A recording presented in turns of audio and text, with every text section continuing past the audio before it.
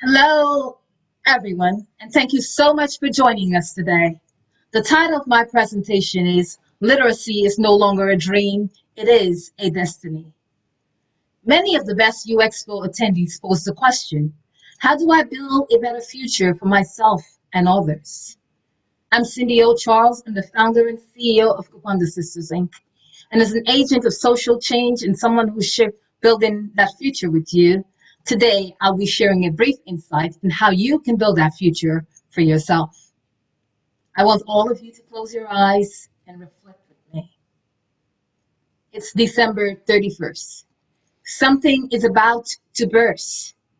The clock is crouching, dark and small, like a time bomb in the hall. Hark, it's midnight, children dear. Duck, here comes another year. Now open your eyes. Happy New Year. I'm sure many of you have made grandiose plans for 2020, right? And I had too. My year started with a bang. Being able to see Oprah Winfrey and Michelle Obama live was a dream come true. It set the precedence for the ensuing months.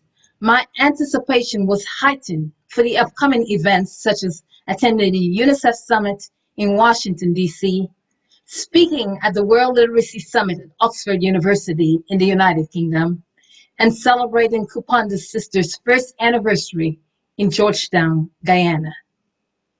And then, right before my very eyes, everything everything came to a screeching halt.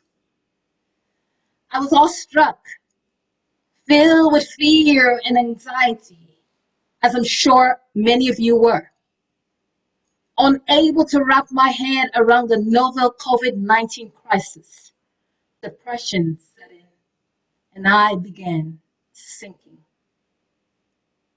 COVID-19 have shifted many families, and each night I found myself worrying about the death toll, the families who were not given closure, other families who had to attend funerals on Zoom, and the frontliners who risk their lives every day to fight against this pandemic. And more importantly, the ever-present question, when will this end?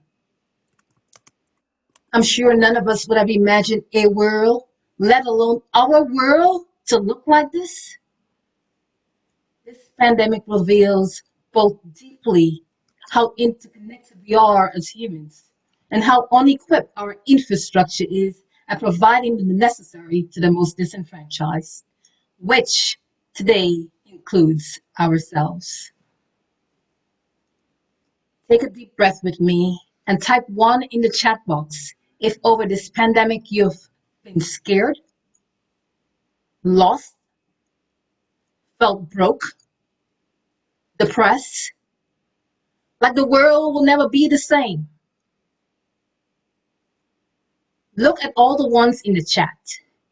Each one of those is a human life just like yours. Each of the experiences indicative of another's. I've experienced all the emotions that you've gone through. But what made it possible for me to pull out of this nightmare is the same reason you're all here. A burning desire to build a better community, a better world, and a better you. The great Mahatma Gandhi said, you have to be the change you seek to be in the world.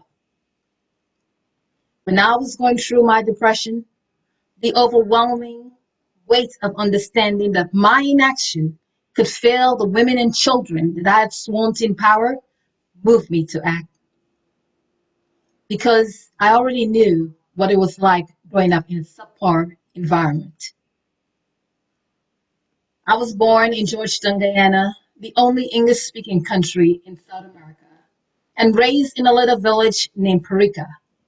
Every day, I will walk to school with my older brother and my mother, who was a school teacher by trade, our backpacks and lunch kits in our hands. Growing up in a happy home, The sunshine at times was bright inside as it was outside. But in June 1995, my father asked my mother to leave, no longer wanting her as his wife. The sun in my life was snuffed out like a candle in a stiff breeze. Emotional, psychological, and physical abuse were constant obstacles in the way of a normal childhood as I was forced to navigate the complexities of growing up in a broken home. I can still recall a line by my father. You will never amount to anything.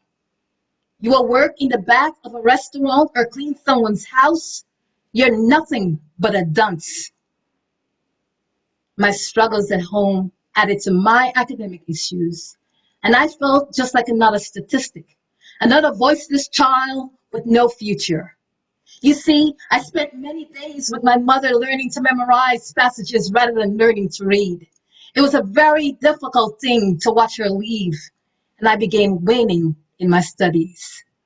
My lowest point came when I failed the Caribbean Council exams twice at the age of 15, and I had no hope that I would be able to change anything, especially myself. The idea of me being able to change the world seemed so unreal, and for a long time, I thought it was impossible. This is a great quote that resonates with me. No human became interesting by not failing. The more you fail and recover and improve, the better you are as a person. That year, I wrote a letter to my father with the painful words, I'm nothing but a waste. No child should ever be made to feel like that. But without a serious renaissance in education, the reality today can still be a reflection of what it was when I was a child. However, the letter continued. I need a change, a whole change, a change in environment. I'll try my best to make you and my family proud. At that moment, I made a promise to my father, but more importantly to myself, to overcome my circumstances and discover my potential. And I'm here today to tell you, I did it. I changed the impossible to I am possible. I did it by changing my environment that I was in and what I said to myself.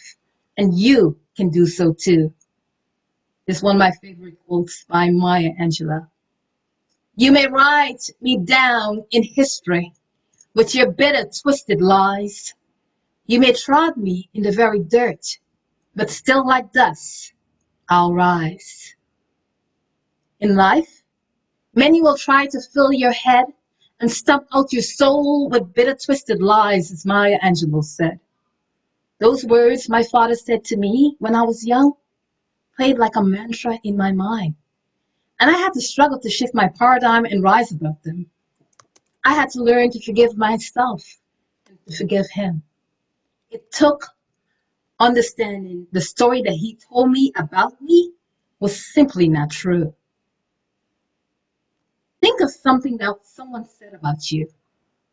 Ask yourself, is this truly a definition of who I am? It's very likely it's just another story. The truth is, you get to define who you are and who you will be.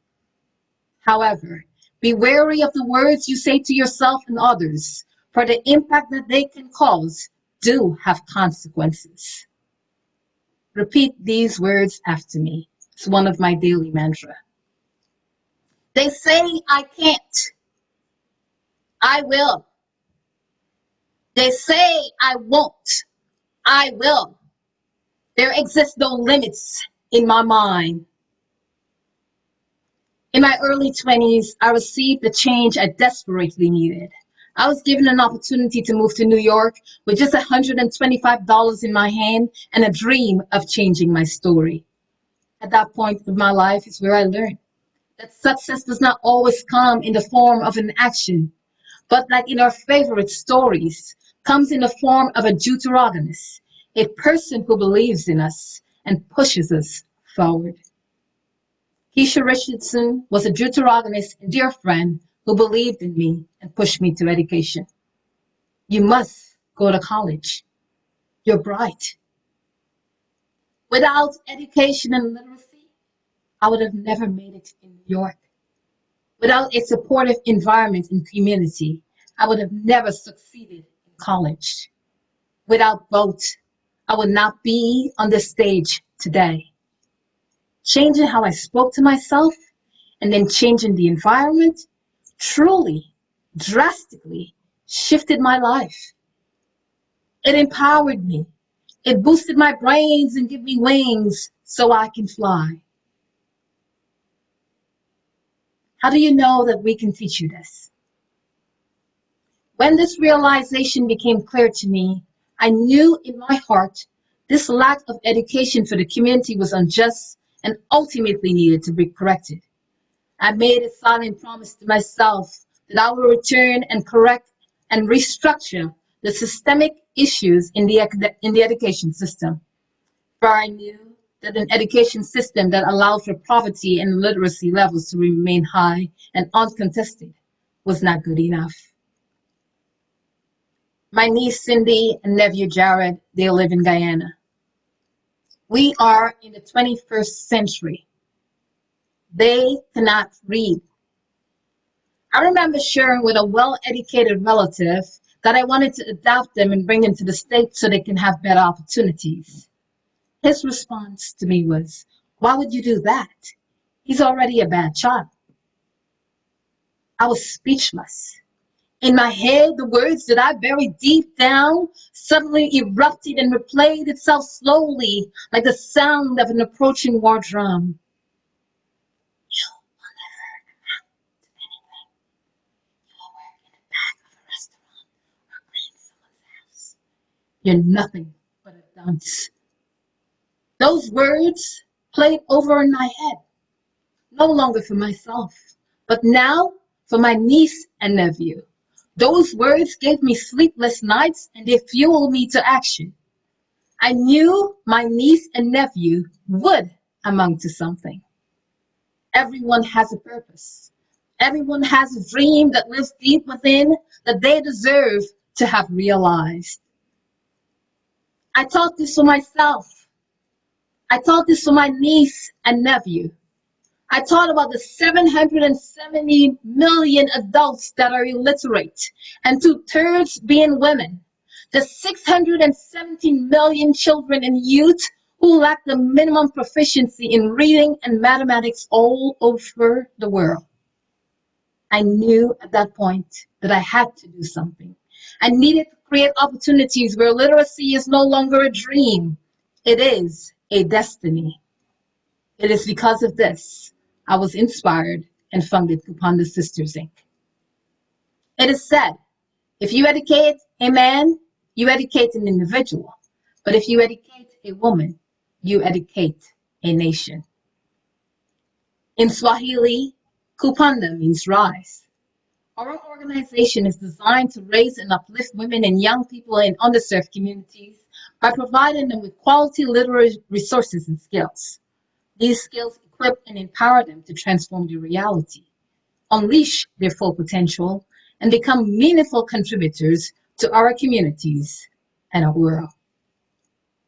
Today, with the help of an amazing team, we help disenfranchised women and children in Guyana and soon throughout the world each achieve literacy, mathematics, and higher education because literacy is a human right.